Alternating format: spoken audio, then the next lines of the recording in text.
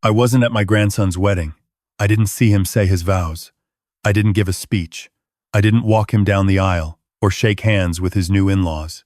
I was 2 states away, sitting on a beach in South Carolina, watching the sunset with my dog, Charlie. And I'd never felt more at peace in my life. Let me back up. My name is George. I'm 62 years old, retired mechanical engineer, widower for the past 18 years. And for the last 18 years of my life, I raised my grandson, Alex. I didn't plan to be a parent again at 44. I'd already raised my daughter, Jennifer, and buried my wife, Carol, 5 years before that. I was looking forward to consulting work, maybe some travel, finally learning to play guitar. Then Jennifer got sick. Pancreatic cancer, stage 4. She had maybe 6 months, the doctor said. She lasted 4. Her husband, Derek, he tried. I'll give him that. But he was traveling for work constantly, and Jennifer needed someone there. More importantly, Alex needed someone. He was 10 years old, watching his mother disappear a little more each day. So I moved from my condo in Phoenix to their place in Denver. I told myself it was temporary. Jennifer died on a Tuesday morning in March. I was holding her hand. Alex was at school. We'd decided not to pull him out, to let him have a normal morning.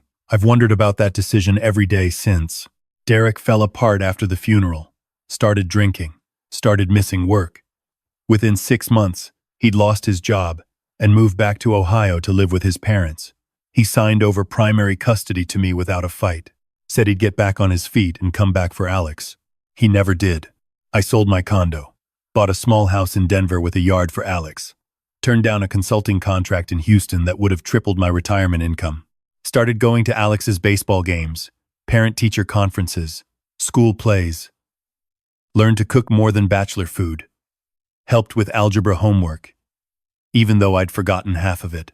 Alex was a quiet kid after Jennifer died, didn't talk much about his feelings, but he'd come sit next to me on the couch while I watched TV, or ask me to play catch in the backyard, and I knew that was his way of saying he needed me there.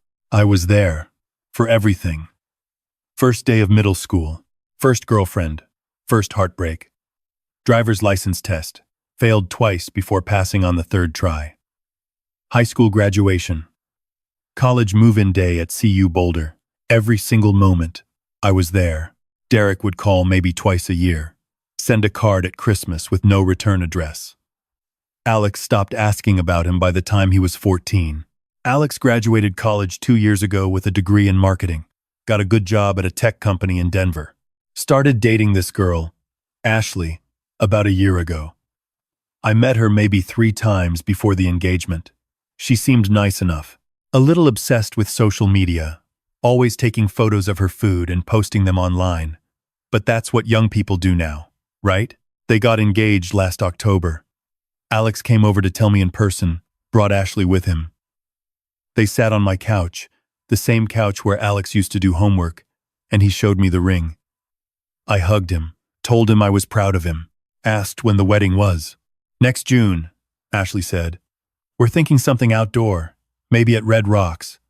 Something really photogenic. That sounds beautiful, I said.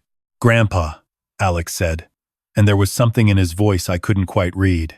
We were hoping. We'd love it if you could help with the venue. I didn't even hesitate. Of course, whatever you need. Ashley pulled out her phone, started showing me photos of this event space at Red Rocks Amphitheater. Gorgeous place. Not cheap. $25,000 just for the venue rental. It's perfect, Ashley said. I've literally dreamed about getting married here since I was a little girl.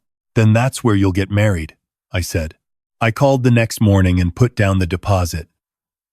Booked it under my name, since my credit was better. The total came to $30,000, with all the add-ons Ashley wanted. I didn't blink. This was my grandson, the boy I'd raised, the only family I had left. Over the next few months, I helped where I could.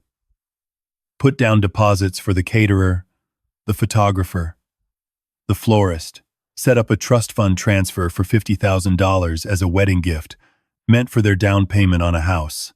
Bought them a complete set of kitchenware from their registry, top-of-the-line stuff. I met Ashley's parents in January, They came to Denver for what was supposed to be a casual dinner to plan the wedding. Her mother, Patricia, walked into the restaurant wearing diamonds that probably cost more than my car. Her father, Richard, had that corporate lawyer look. Expensive suit. Watch that cost more than most people's monthly mortgage. We shook hands, sat down, started talking about the wedding. So George, Patricia said, sipping her wine, what do you do? I'm retired. Used to be a mechanical engineer. Oh, how nice. That tone, the tone that meant it wasn't nice at all, that she'd been hoping for something more impressive. And you're Alex's grandfather? That's right. Raised him since he was 10. His mother passed? She said it like she was asking about the weather. Yes, cancer. How tragic. But her eyes were already moving on, scanning the restaurant. Richard and I have been thinking about the wedding photos. We'll need to coordinate outfits. Black tie, of course. The rest of the dinner was Patricia talking about flower arrangements, seating charts, her vision for the wedding aesthetic. Ashley nodded along enthusiastically. Alex was quiet. I noticed that. As we were leaving, I heard Patricia say to Richard, just loud enough that I'm sure she meant for me to hear, well, at least Alex turned out well-adjusted despite the circumstances. Despite the circumstances, like I was some kind of tragic backstory. I didn't say anything. The next few months were more of the same. Patricia would call Alex with suggestions that were really demands. The color scheme changed 3 times. The guest list ballooned from 150 to 250. Every change cost money. I kept paying. In April, Alex came over on a Tuesday evening. Didn't call first, which was unusual. He sat on the couch, wouldn't make eye contact. What's wrong? I asked. Nothing's wrong, Grandpa. We need to talk about something. I sat down in my recliner. Charlie, my golden retriever, came over and put his head on my knee. I'd gotten Charlie 2 years ago, after I retired. Best decision I'd made in years. Is it about the wedding? I asked. Yeah. He rubbed his hands on his jeans. Ashley's been thinking about the photos. The photographer's already booked. You picked him out yourself. No. I mean, the family photos. The formal ones. I waited. Ashley's family is really traditional, he said. Her dad wants certain shots, very formal, very classic. Okay. And her mom has been looking at other wedding photos for inspiration. And they think. He stopped. Alex, just say it. They think there are too many older people in the photos. I blinked. Too many older people. It's not about you specifically. Who else is old, Alex? Ashley's parents are younger than me by maybe 10 years. Who are they talking about? He didn't answer. They're talking about me, I said. Grandpa, it's not like that. What did they say exactly? He closed his eyes. Patricia said that having too many, elderly-looking people in the main wedding party photos might make the pictures look dated. I sat there. Elderly-looking. I'm 62. I work out 3 times a week. I have all my hair, even if it's gray. But apparently, I'm too old looking for their aesthetic. What does Ashley want? I asked. She agrees with her parents.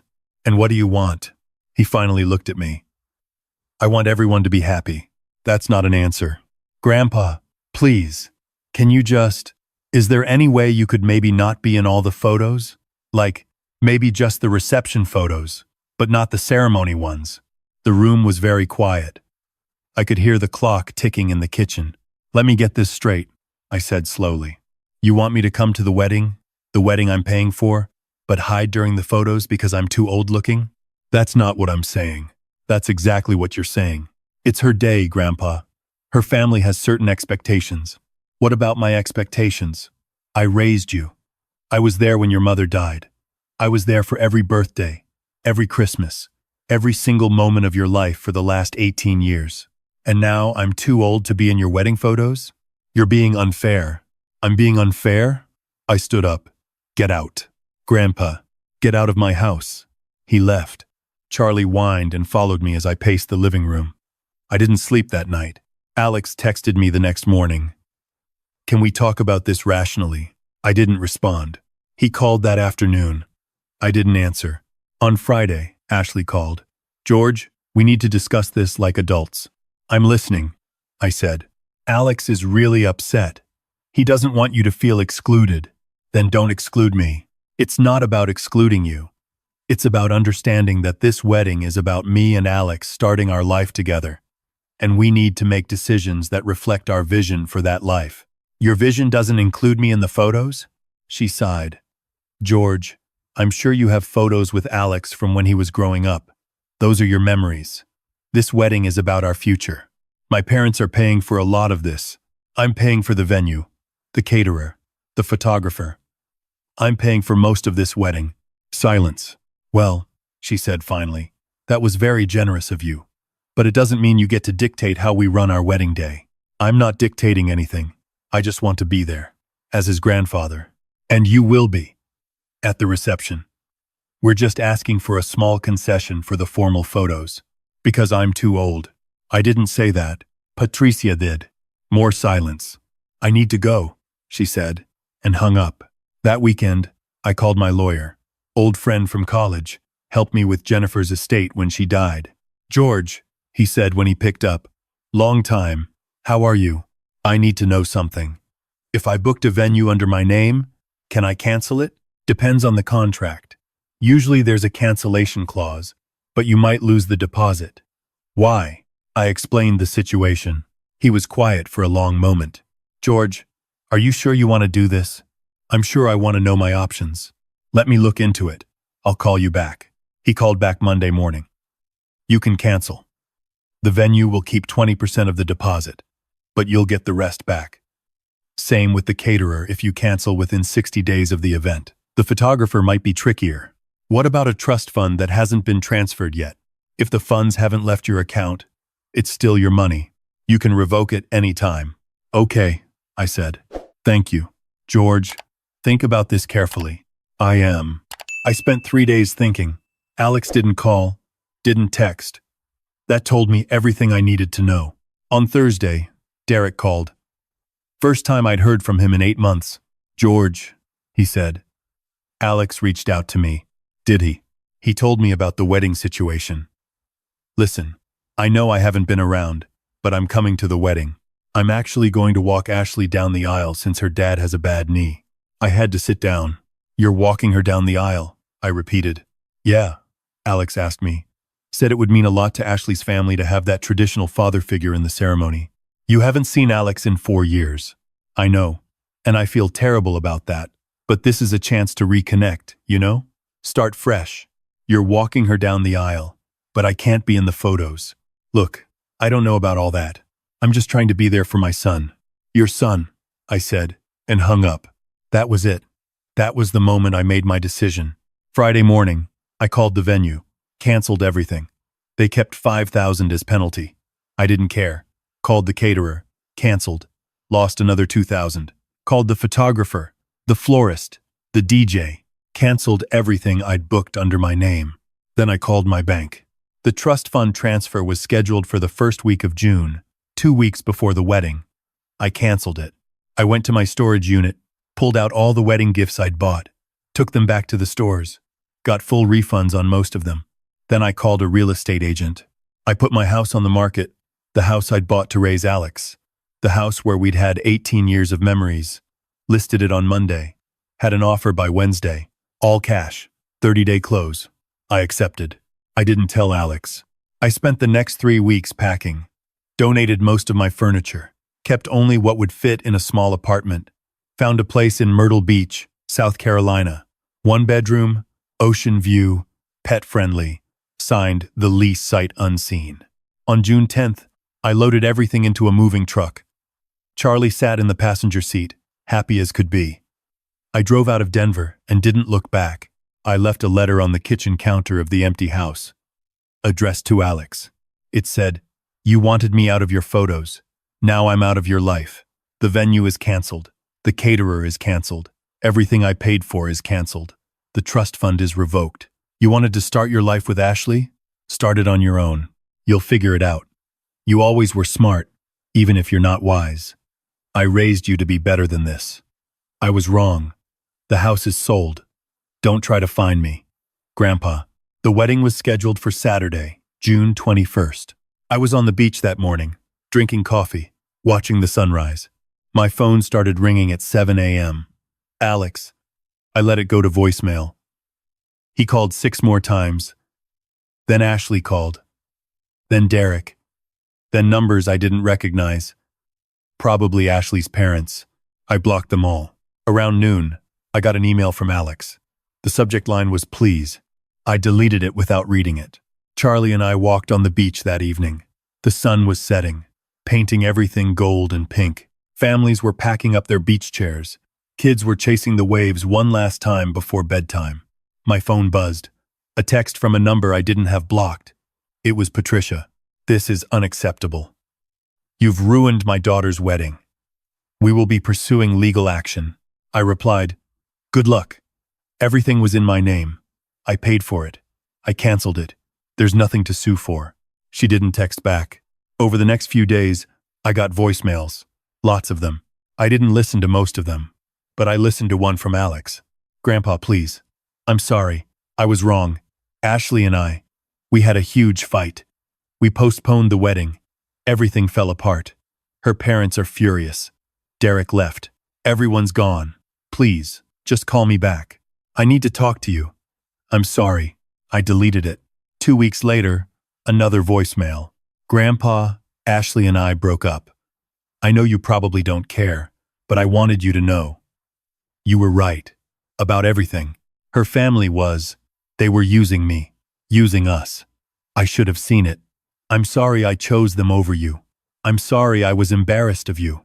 I'm sorry I let them make you feel like you weren't important. You're the most important person in my life, and I ruined everything. Please, just let me apologize in person.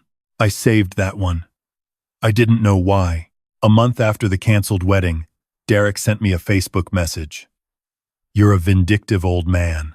Alex needed you and you abandoned him just like everyone else in his life. You're no better than me. I blocked him too. It's been 3 months now. I'm still in South Carolina. Charlie loves the beach. I've made a few friends at the local coffee shop where I get my morning brew. Started taking guitar lessons. Finally, sometimes I think about Alex. Wonder if he's okay. Wonder if he thinks about me. But then I remember sitting in that living room, listening to my grandson tell me I was too old to be in his wedding photos, and I don't feel bad anymore. I raised him. I was there when no one else was. I sacrificed my own life to give him a good one. And when he had to choose between me and people who saw him as a status symbol, he chose them. You can't buy respect. You can't buy love. So I did what any ATM would do when it stops being useful. I shut down. I haven't heard from Alex in a month. Maybe he's moved on. Maybe he's still angry. Maybe he's finally grown up enough to understand what he lost. I don't know. And sitting here on my balcony, watching the ocean, with Charlie asleep at my feet, I realized something. I don't need to know. I spent 62 years putting other people first.